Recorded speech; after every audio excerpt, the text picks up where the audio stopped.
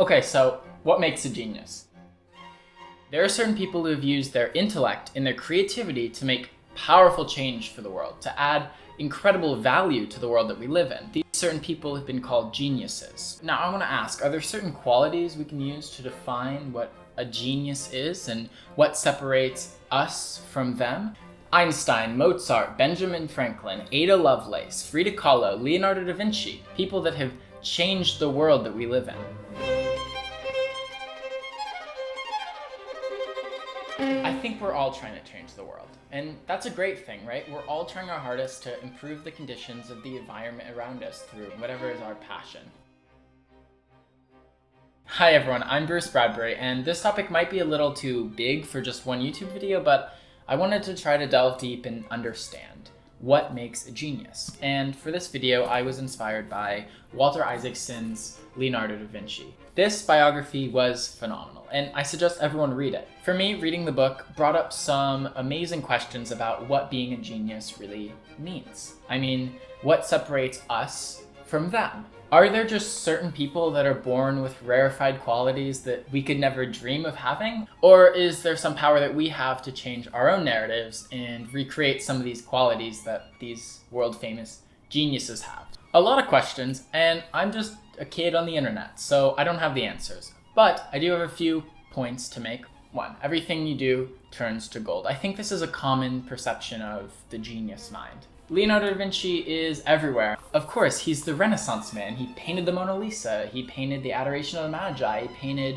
the Last Supper. He created all of these amazing military advances. He dissected cadavers and made anatomical drawings. He did all of these amazing things that no one of his time and no one of our time could even possibly imagine. So my perception has always been that everything the genius Leonardo da Vinci did turned to gold. For me as a creator, and you work by trial and error, and I thought, okay, there are just some people that get everything right all the time. But one thing I learned in this book is Leonardo only had less than 24 completed works in his lifetime.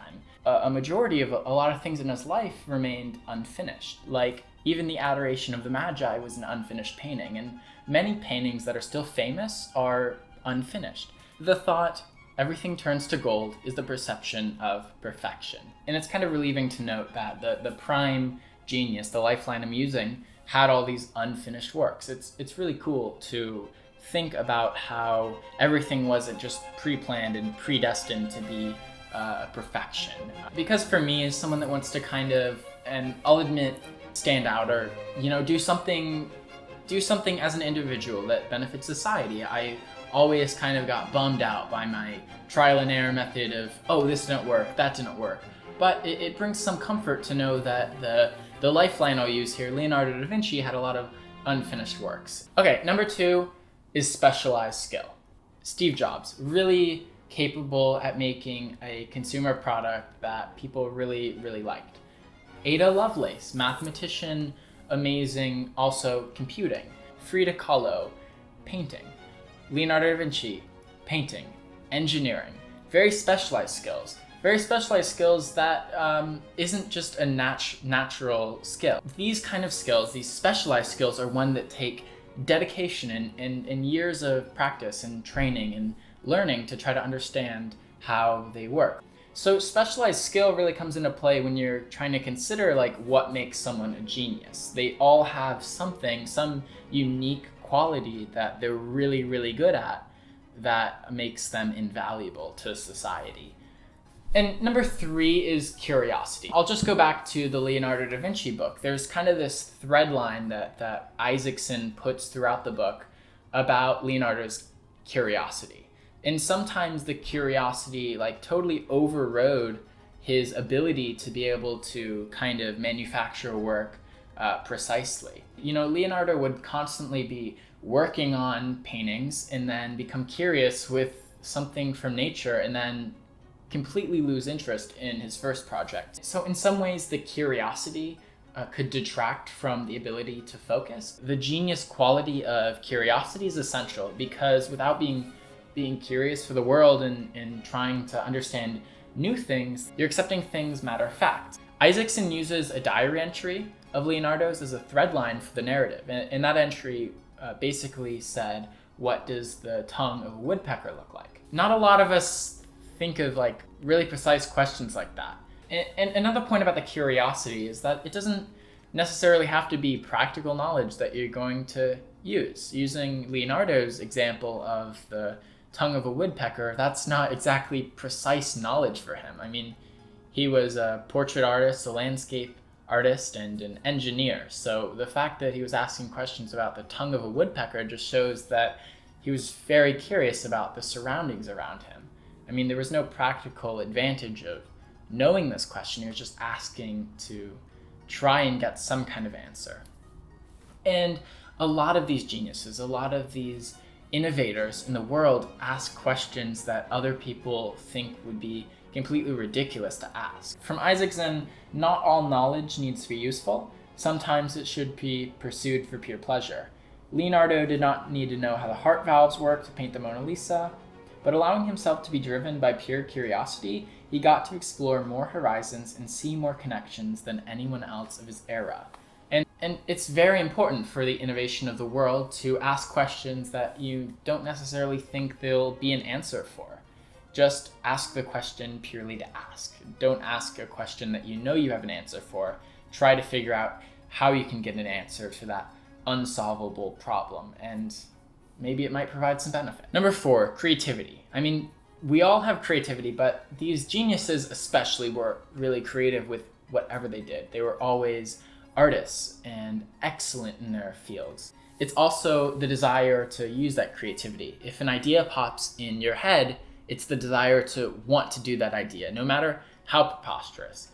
5th, a will to excel. I think that every genius had this will, this ambition.